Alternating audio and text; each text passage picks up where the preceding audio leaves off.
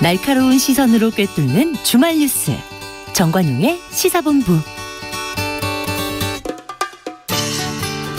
민주당의 혁신위원회가 1호 혁신안으로 국회의원의 불체포 특권 포기를 제시했지만 아직 민주당은 당론 채택을 하지 못하고 있는 그런 상태죠.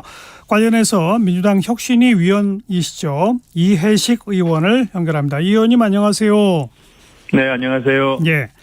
먼저 혁신위원회가 첫 번째 혁신 과제로 이 불체포 특권 문제를 제시한 그 배경, 이유를 좀 설명해 주시겠어요? 네, 뭐 잘 아시다시피 민주당이 돈봉투 사건 그리고 코인 사건으로 인해서 굉장히 그 국민들이 불신을 받고 있지 않습니까? 예.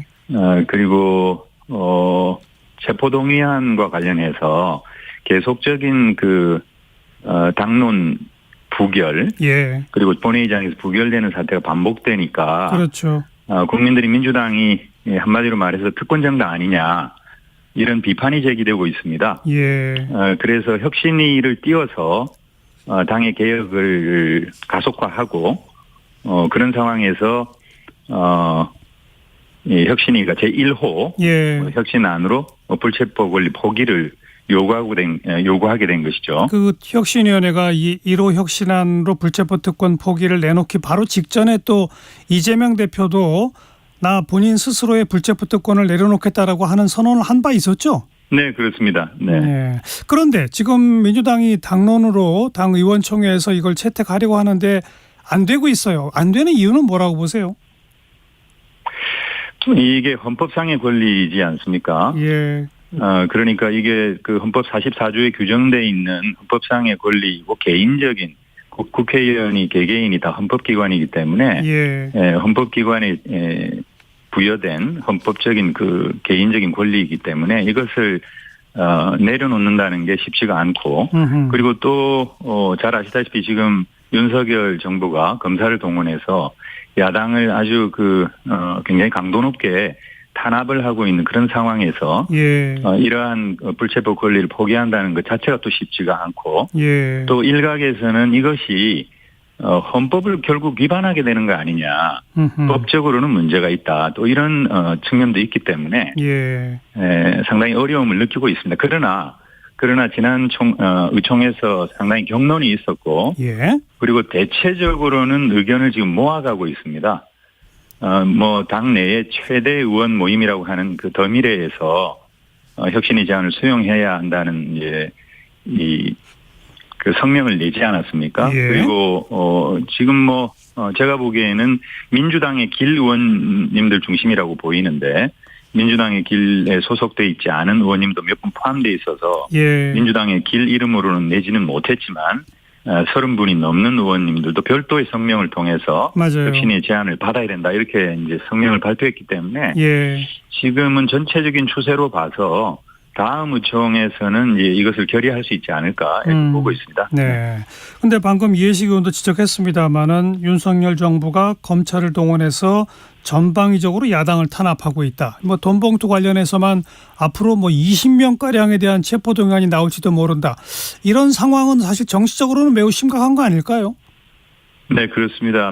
저희 당은 사실 검찰이 20명을 계속 소환하고 또는 기소를 위해서 체포동의안을 낼 거다 이렇게 검찰 측에서 흘러나오는 얘기가 그런데 예. 그걸 액면 그대로 믿지는 않습니다. 저희들이 보기에는 다분히 정치적인 공세가 포함되어 있다 이렇게 보고 있기 때문에 그것은 체포동의안이 사실 제출이 돼 봐야 하는 거고요. 예. 어떻든 검찰이 상당히 고도의 정치적인 행위를 하고 있다. 그런 차원에서 저희들이 거기에 맞대응하기 위해서 계속적으로 이런 불체포 권리를 행사하고 예.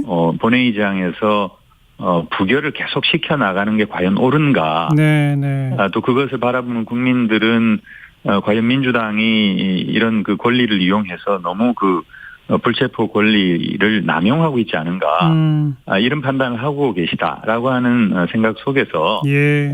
저희들이 다소 정말 불리하지만 예.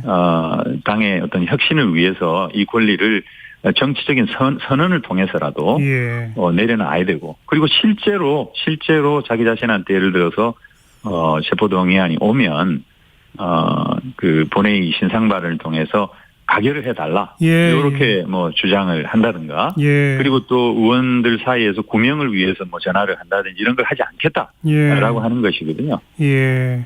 하긴 뭐 체포동의안이 가결된다고 바로 구속되는 건 아니죠. 법원의 영장실질심사를 받아야 되는 거니까. 그렇죠. 네, 그렇습니다. 네. 네. 근데 방금도 언급하셨습니다마는 지금 그 돈봉투 사건 수사 특별한 수사를 하고 있지도 않은 것 같은데 계속 시간은 끌고 왜 이런다고 보세요? 뭐 저희들이 보기에는 지금 연구원석 이성만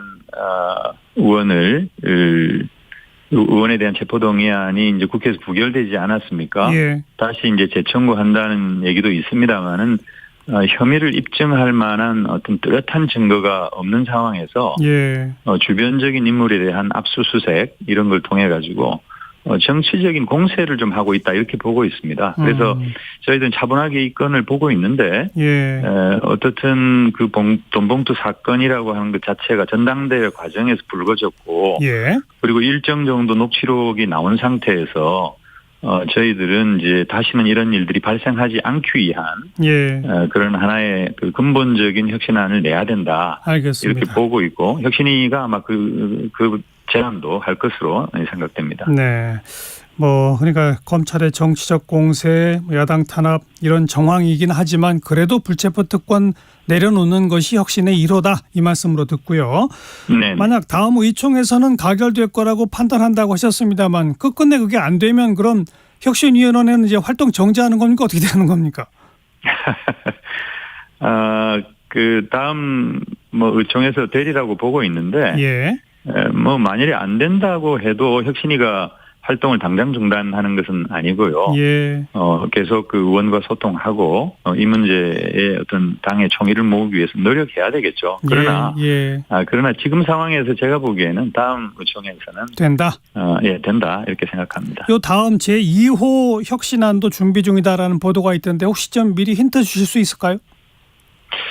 네, 2호 혁신안은 이제 일부 언론 보도가 있었습니다만은 그 의원이나 당직자의 그 비위가 발생했을 때 조사에 그 착수하기도 전에 탈당을 하지 않습니까? 그래서 이것에 대해서 당이 꼬리 자르기를 한다 이런 비판이 있었는데 이런 그 탈당 꼬리 자르기 방지를 위한 제안이 될 것이다 이렇게 보고 있는데 아직 그 혁신위 내부에서 이 논의가 다 끝나지 않았습니다. 그래서 제가 확언은 드릴 수 없고 알겠습니다. 전체적으로 봐서 이제 윤리정당 확립 방안이 될 것이다. 이 정도 말씀드리겠습니다. 그리고 김은경 혁신위원장이 기자회견 석상에서 내년 총선의 혁신 공천 기준 이런 언급을 해서 주목받고 있는데 혁신위원회가 그러면 공천 룰까지 손을 대게 되는 겁니까?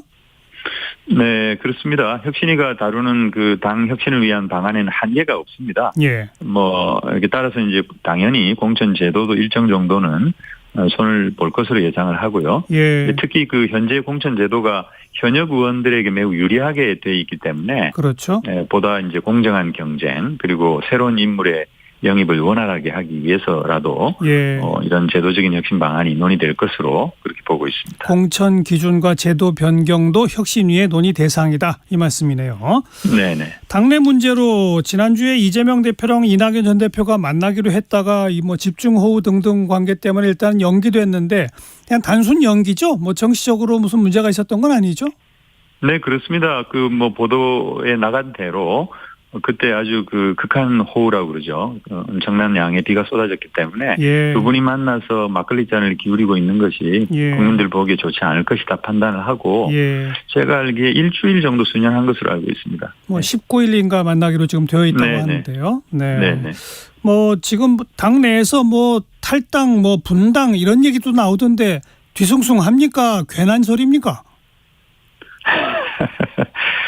이제 당이 아무래도 지난 대통령 선거에서 패배를 하고 이후 지방선거에서 연속해서 패배하지 않았습니까?